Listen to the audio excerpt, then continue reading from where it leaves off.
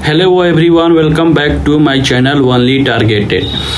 तो चलिए मिलते हैं कुछ दिनों के बाद हमने वीडियो डाला है। तो अब पोल्ट्री हम लोग का जो है समाप्त होने वाला है। मात्र 1 से 2 क्लास और बच गई है। इसके अंतर्गत सारे पोल्ट्री को मैंने कवर किया है। पिछले वीडियो में जाकर देख सकते हैं आप, सारी चीज़ों को डिटेल में बताया गया है। तो आज का हम लोग का जो टॉपिक है वो हम लोग को पढ़ना है कि राष्ट्रपति शासन या राज्य आपातकाल, यानी कि राष्ट्रपति शासन कब लगता है और इसके अंतर्गत क्या क्या होता है, इन सारी चीज़ों को हम लोग डिटेल में पढ़ेंगे। जैसा कि आपका यूपीएससी का एग्ज़ाम भी आ रहा है और यूपीएससी का एग्ज़ाम है आपको 24 को। तो आई होप कि मैं उम्मीद करता हूं कि आप सबका स्टडी बढ़िया से अच्छे से चल रहा होगा और मैं जितना बड़ा बता दिया हूं और पढ़ा दिया हूं उससे ज़्यादा कुछ आने वाला है नहीं।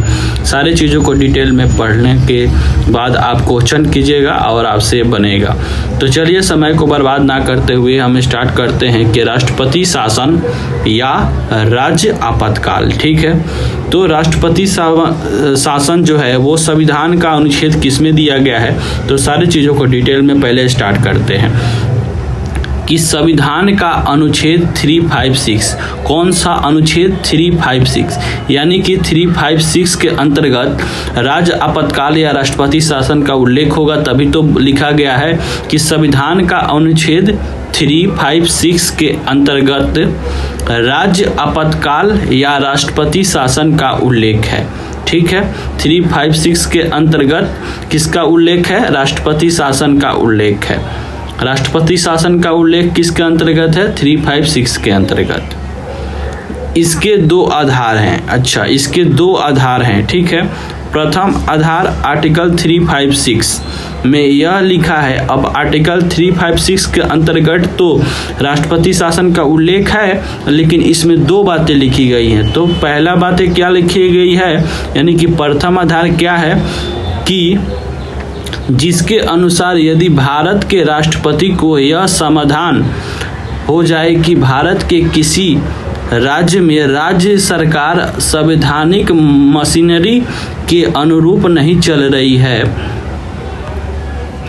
तो वे उस राज्य में राष्ट्रपति शासन लगा सकता है। ठीक है, यानी कि राष्ट्रपति को ये लग जाए कि किसी राज्य की राज्य सरकार है संवैधानिक मशीनरी के अनुरूप नहीं चल रही है। ठीक है, संवैधानिक मशीनरी के अनुरूप नहीं चल रही है, तो क्या कर सकता है राष्ट्रपति उस राज्य में राष्ट्रपति शासन को लगा सकता है। और आगे हम लोग ये भी देखेंगे कि राष्ट्रपति शासन लगता है तो क्या क्या प्रभावित भी होता है। ठीक है, पहला आधार हम लोग देख लिए। दूसरा आधार पे बात करते हैं।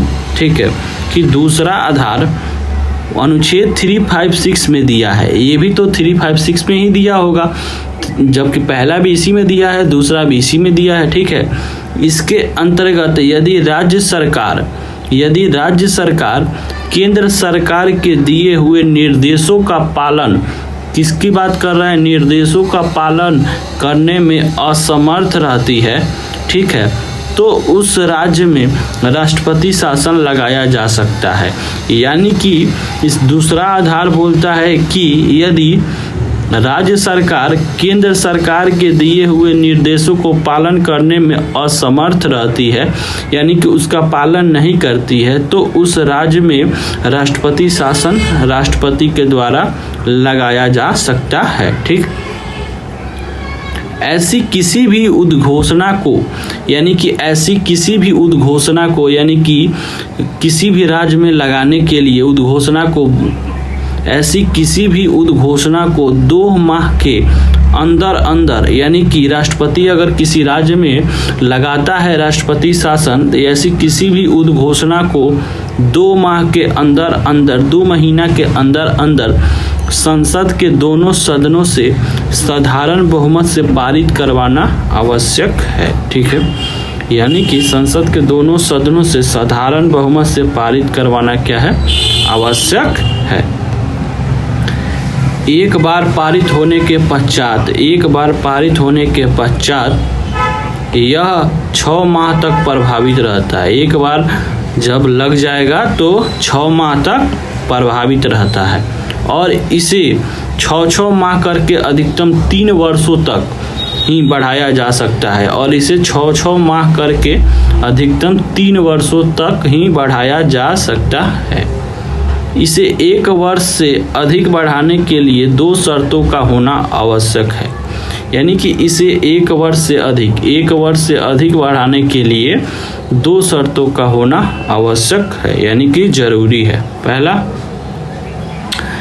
पहला हो जाएगा, यदि भारत में राष्ट्रपति आपातकाल लगा हो, यदि भारत में क्या हो, राष्ट्रपति आपातकाल लगा हो तो इसे 1 वर्ष से अधिक बढ़ाया जा सकता है। ठीक। दूसरा, भारत का निर्वाचन आयोग यह प्रमाण दे दे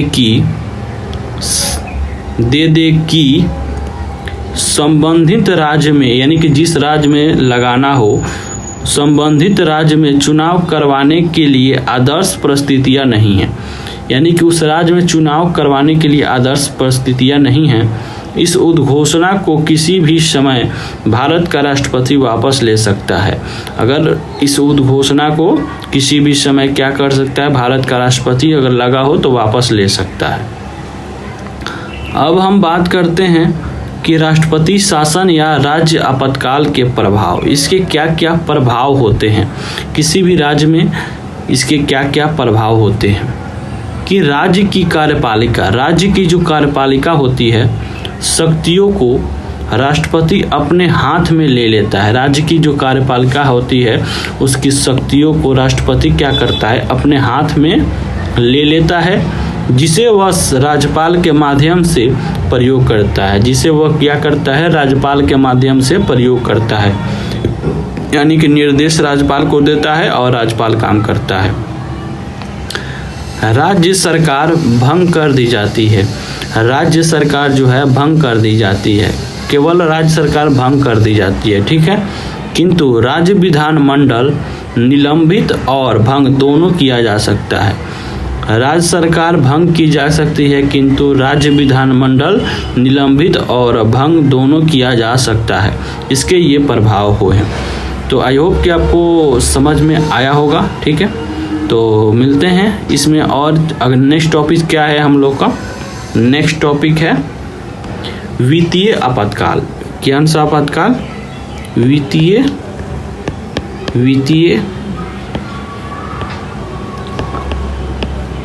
आपातकाल।